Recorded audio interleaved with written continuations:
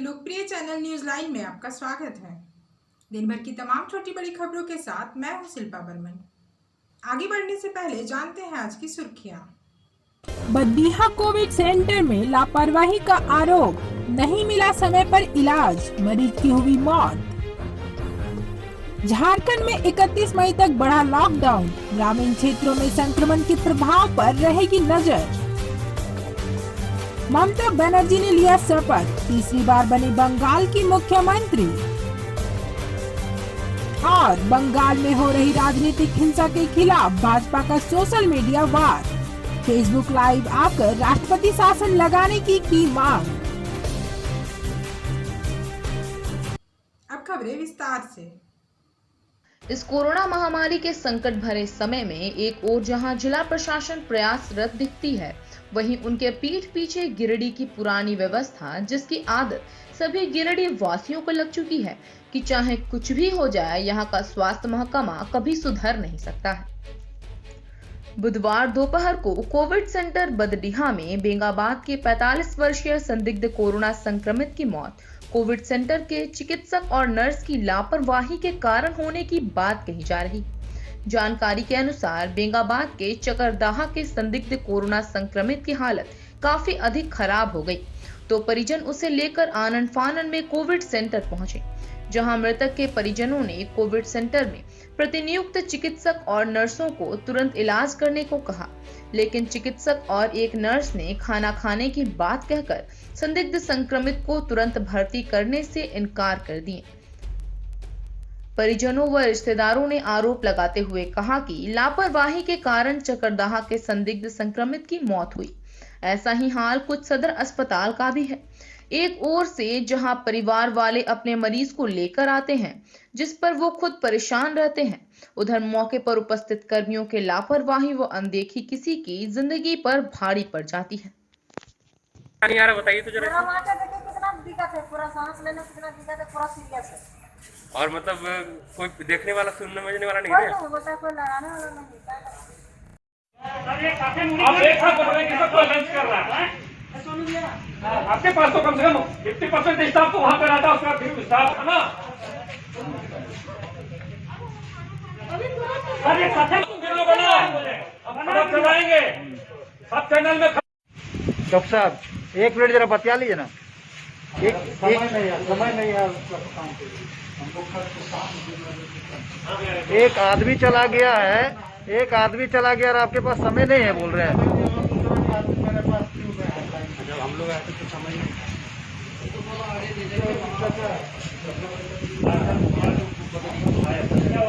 अच्छा, आनंद राम जो Covid patient आया था, वो उसका डेट कैसे हुआ? डॉक्टर साहब आपसे पूछ रहे हैं।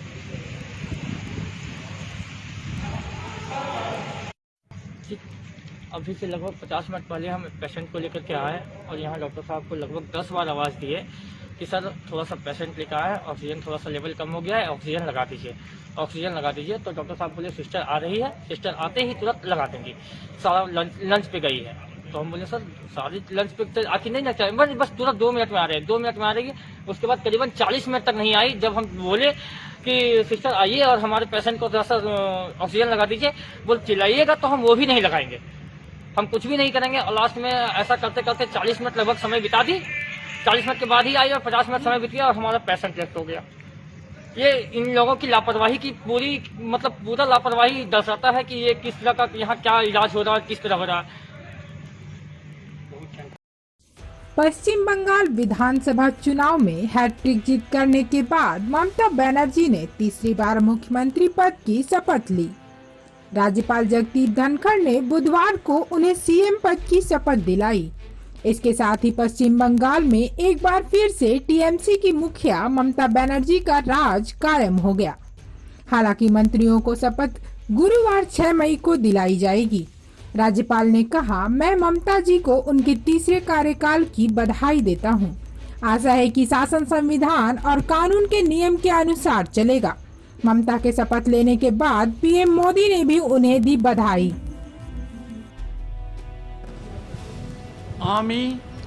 আমি মমতা ব্যানার্জি ঈশ্বরের নামে শপথ করিতেছি যে বিধি দ্বারা স্থাপিত ভারতের সংবিধানের প্রতি আমি অকৃত্রিম নিষ্ঠা ও আনুগত্য পোষণ করিব। আমি ভারতের সার্বভৌমত্ব ও অখণ্ডতা রক্ষা করিব। পশ্চিমবঙ্গ রাজ্যের মুখ্যমন্ত্রী রূপে আমার কর্তব্যসমূহ নিষ্ঠাপূর্বক এবং বিবেকসম্মতভাবে নির্বাহ করিব এবং ভয় বা পক্ষপাত, প্রীতি বা বিদ্বেষ রহিত হইয়া সকল শ্রেণীর জনগণের প্রতি সংবিধান ও বিধি অনুসারে ন্যায়াচরণ করিব।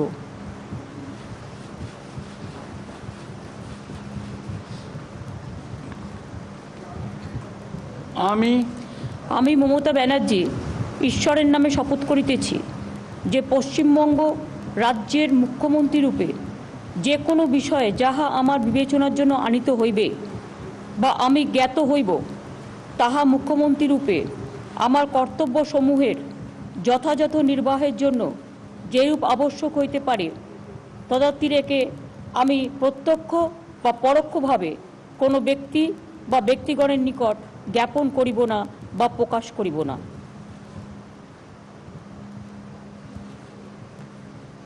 Now I can go to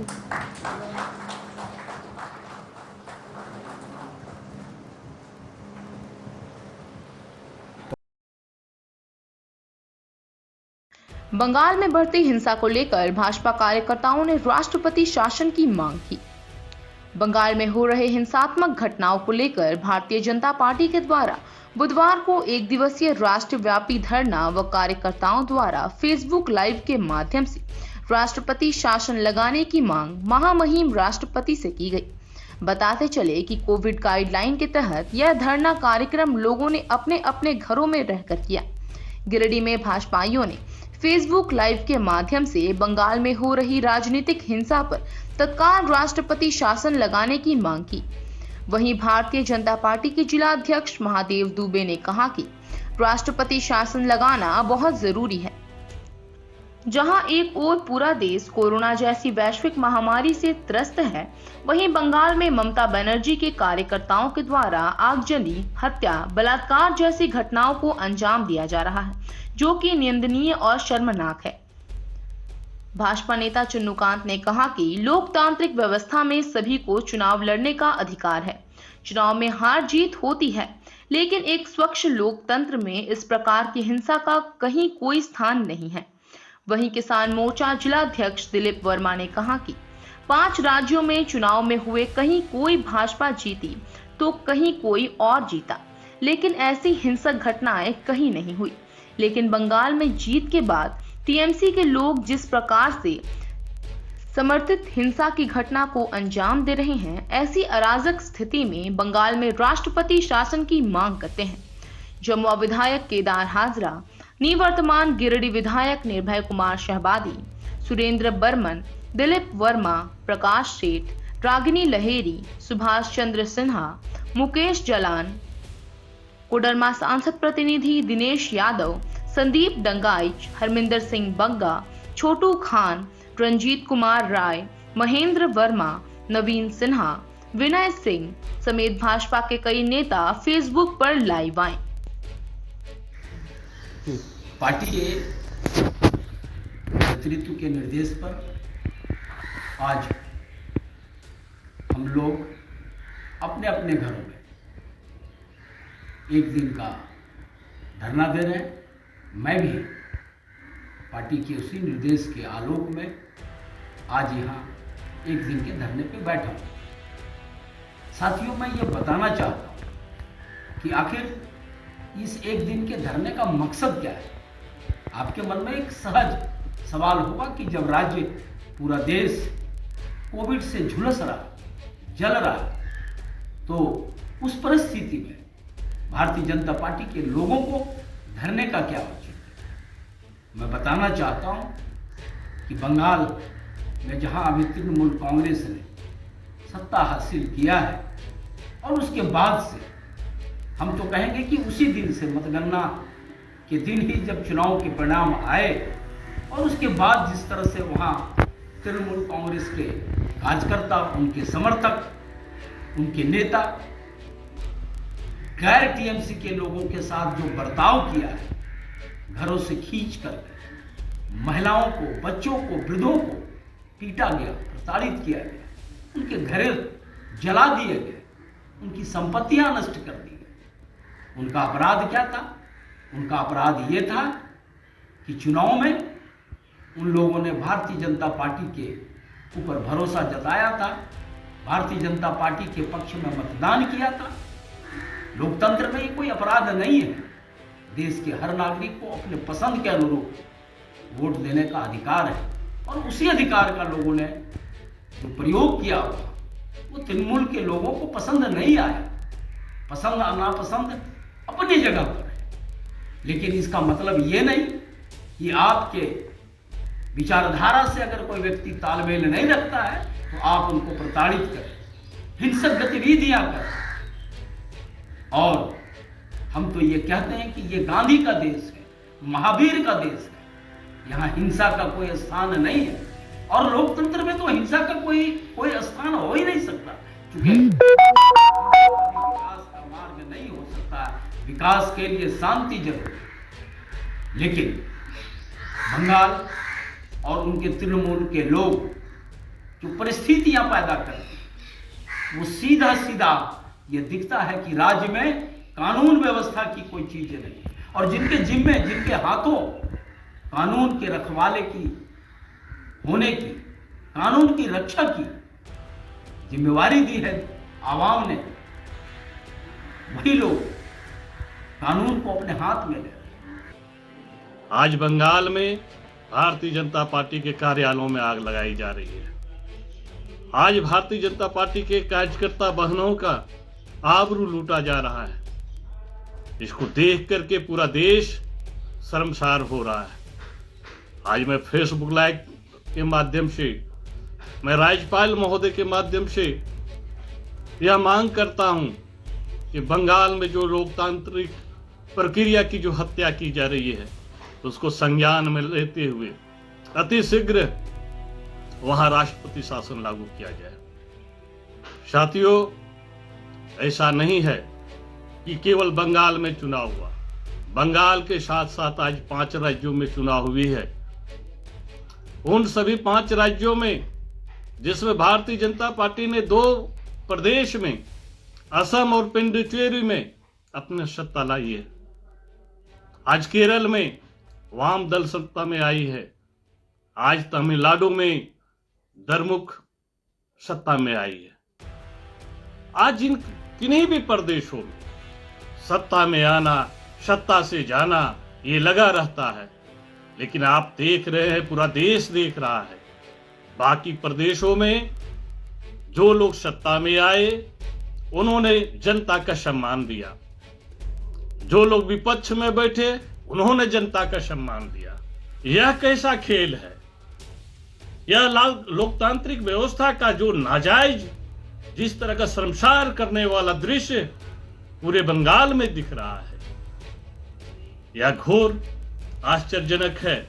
हम महामहिम राष्ट्रपति से यह मांग करते हैं कि बंगाल में शीघ्र ही राष्ट्रपति शासन लगाया जाए, ताकि विश्व के सबसे बड़े लोकतांत्रिक देश भारत में बंगाल जैसे राज्य में और चुनाव के ठीक 24 घंटे बाद ही लूटपाट, बलात्कार जैसी अमानवीय घटनाएं घट रही है, इस पर प्रतिबंध लग सके और ऐसे तत्व जो विशेषकर भारतीय जनता पार्टी के कार्यकर्ताओं के ऊपर टीएमसी के गुंडों द्वारा जो अत्याचार किया जा रहा है, इस पर विराम लगे और ऐसे लोगों के साथ कठोर से कठोर कार्रवाई हो सके।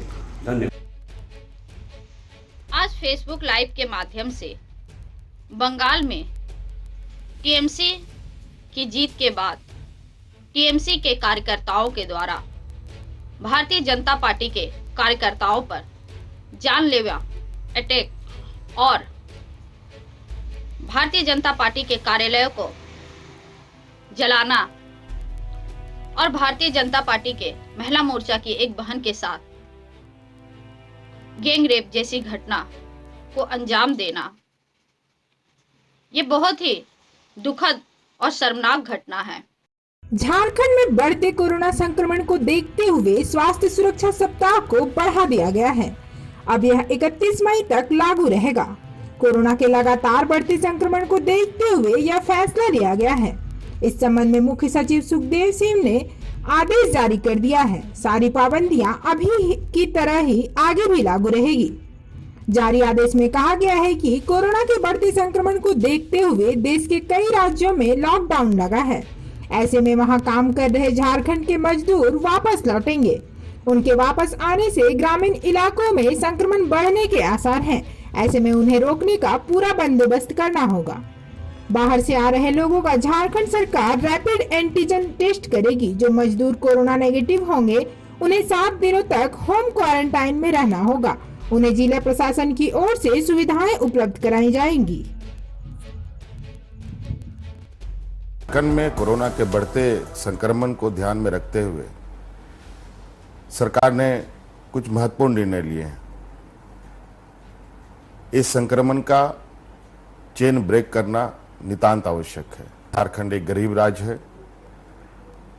हमारी प्राथमिकता है जीवन और जीविका दोनों को सुरक्षित करना। वो सब भीड़ लगा बैठल था। आज का ये अंक आपको कैसा लगा? आप अपनी सुझाव व राय इस नंबर पर दे सकते हैं। साथ ही ताजा तरीन खबरों के लिए आप न्यूज़ लाइन की वेबसाइट, फेसबुक, इंस्टाग्राम, ट्विटर को भी फॉलो कर सकते हैं। अब दीजिए पूरी टीम को इजाजत। नमस्कार।